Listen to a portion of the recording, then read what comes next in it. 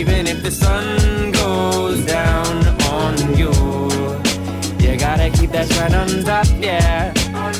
Hey guys, what's up? It's Ruby. I hope you all are doing well. If you can't already tell, I did re-dye my hair. Let's just get that out of the way. I wanted to kind of touch it up, make it a little brighter, change the red a bit, so I did a slightly different color that has some more like magenta in it. I'm really loving it, so that's the update for me. I have been getting a lot of requests to make more videos surrounding finances for young adults, some tips and tricks that I have. Today, I really wanted to sit down and make a video for you guys all about how to handle your finances during uncertain times. It's no secret that we're still living in very uncertain times and we are all navigating through uncharted territory together. This is something that we have never had to deal with as a society, especially people my age. So I thought this video would be really helpful. I kind of broke it down into my top 5 tips on how to handle your finances. I do just want to say that in no way am I claiming to be a professional. This is just my opinion. I consider myself very good with money. I like learning about money and investing and how to handle your money. So I really hope that this video can help you guys, and let's just get right into it. I think the biggest thing to mention in today's video is to not let the anxiety and the fear of the unknown control you. If we play into the games of like, what if this happens? What if that happens? If we keep going down that path, you are going to become so anxious that it's going to consume you. You can only control what is directly in your control, and that is something that I keep telling myself throughout this whole process of kind of understanding what's going on right now in the world and the economy.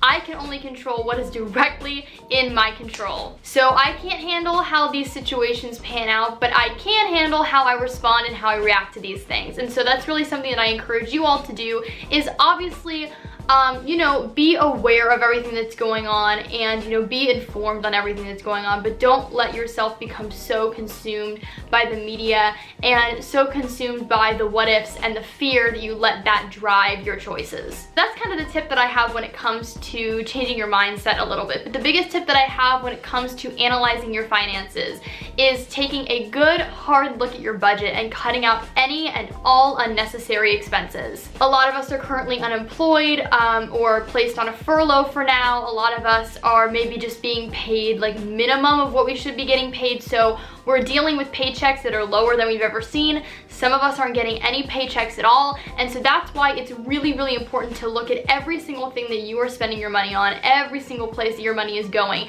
and look into what you can cut out of your budget. Take a look at your subscription services that you're subscribed to. Take a look at the beauty services that you pay for. Is there anything that you can learn how to do yourself? Is there any subscription that's maybe not necessary for the time being? You know, you can always join at a later time again, but is there anything that you can cut out right now that you're not directly needing in the moment? Now, despite the fact that I live in one of the most expensive cities in the world, I live in New York City for those who don't know, I actually have a pretty low budget. I don't spend my money on a lot of things. My subscriptions that I subscribe to are a pretty small list. However, there are things that I've definitely taken a look at and eliminated from my budget for the time being, just to save a little bit of extra money. Typically, I go and get my acrylic nails refilled every 2 weeks. I spend about $35 every 2 weeks doing that, which in the grand scheme of things isn't that much in my budget. However, because the nail salons are closed right now, I took it upon myself to buy my own acrylic nails kit and learn how to do my own. I think they're looking pretty good so far. I've kind of gotten the hang of it. I'm still learning how to actually handle the acrylic, but the shape is there. So I taught myself how to do that. For those who don't know, I've been cutting and coloring my own hair for a while. I got my hair professionally colored a few months ago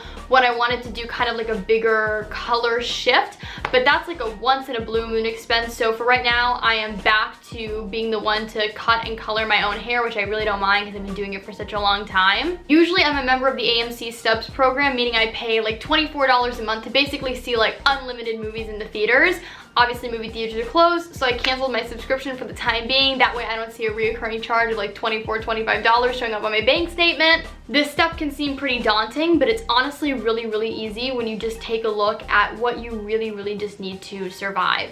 And for those who are able to stay at home right now, unless you're an essential business worker, for those who are able to stay home, you really shouldn't be spending that much money anyways, because it's not like you're going out and going shopping and eating out at restaurants right now. So this should actually be an easier step than what it might seem to be. This next tip kind of tag teams along with my previous one, but with the money that you are now saving from cutting out unnecessary expenses, this is the time to start adding to your emergency fund or creating an emergency fund if you don't have one. I consider myself very lucky because I learned the importance of having an emergency fund from a very young age, and especially now living in the city, being responsible for myself financially, I especially learned the importance of contributing to my emergency fund. So many of my friends haven't even thought about contributing to an emergency fund yet, so when something like this happens, a pandemic that literally happens like once in our lifetimes, they have really limited resources. I've actually received a lot of questions on my channel when it comes to when is the right time to start an emergency fund, how do I start an emergency fund?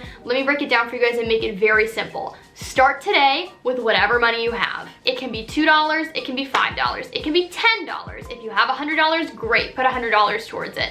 But every little bit helps. When you are reading up on finances and reading up on how much you should have in an emergency fund, most of the time people are going to recommend that you have 3 to 8 months worth of your monthly expenses in an emergency fund.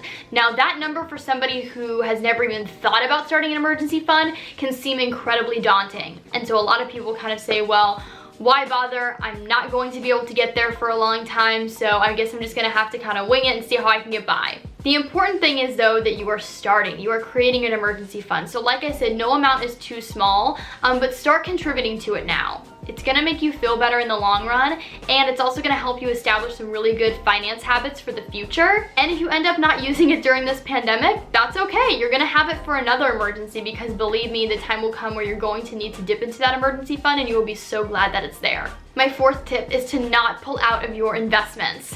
I've talked about it a little bit on my channel, and I plan to do a couple more videos on it, but this is the year that I really decided that I wanted to improve my financial literacy, and so over the course of the last year or so, I've really gotten into investing. Typically, I use like Robinhood and Acorns, but that's again for a completely separate video. To be completely candid, I've invested a lot in stocks in the last year because the economy before this pandemic was at an all-time high. However, now when I look at my Robinhood account or my Acorns account, I see that my stocks are almost worth nothing. And that can be really scary, and it can feel way too easy to pull out. But let me tell you, that is not the right thing to do. Studies show that the stock market is always going to go back up. So especially for somebody my age who is so young and starting to invest at such a young age, yes, the stock market might be at an all-time low right now, but it can only go up from here. And once again, obviously you don't have to take my advice. I am not a professional when it comes to this. However, I've actually, rather than pulling out of my stocks, I've been investing even more into my stocks right now because they're a lot lower, so I can buy a lot more shares for like half of what I did originally. And I'm doing that by basically using the money that I have cut out of my budget. I've been putting some away into my savings / emergency fund, and then I've been using the rest to contribute to my stocks. The same goes for your 401k, your retirement fund. Do not pull out of those things. I promise you will make your money back, especially if you're young and in a similar age range to me. My fifth and final tip for today's video, and this is one that I'm super passionate about all the time, but especially during times like this, get creative and start looking for the side hustles. I am very lucky that the 9-to-5 job that I have at the moment has not let any of us go, and I'm still getting paid. I'm not getting paid the typical paychecks that I usually take home, but I am getting paid my minimum hourly, which is more than what I thought would happen. However, that does mean I am taking home a little bit less than I'm used to, and I know that the same is happening for a lot of you guys out there. So get creative, start looking for the side hustles, ways that you can pull in a little bit of extra income. But get creative, look online, see if there are any jobs that are hiring that you can work remotely with or that you can work from home with. Personally, I've actually gotten really into starting a side hustle recently for producing live shows on the internet. I also really recommend using a website like Fiverr to post your freelancing services. They have tons of categories, so if you need a little help gathering inspiration as to like what other people are offering, go onto Fiverr, see the different categories, look at what services people are posting and kind of like the general price range that they're posting it for, and start marketing yourself. But there you guys have it. Those are all my tips on when it comes to how to handle your finances during uncertain times. I know that this is a crazy time. Like I said, we're dealing with uncharted territory, but the important thing is we're all going to get through it together. If you did enjoy this video, please be sure to give it a big thumbs up to let me know that you'd like to see more of me here on this channel. Please subscribe and help me grow the Ruby Rocks the World family. It would mean the absolute world to me. Follow me on all my social media networks. Links are always in down below. I hope you guys are having an awesome day, night, afternoon, whenever y'all are watching this. I hope you're staying safe, healthy, washing your hands for at least 20 seconds, practicing social distancing, and I will talk to you guys in my next video. Okay, bye everybody.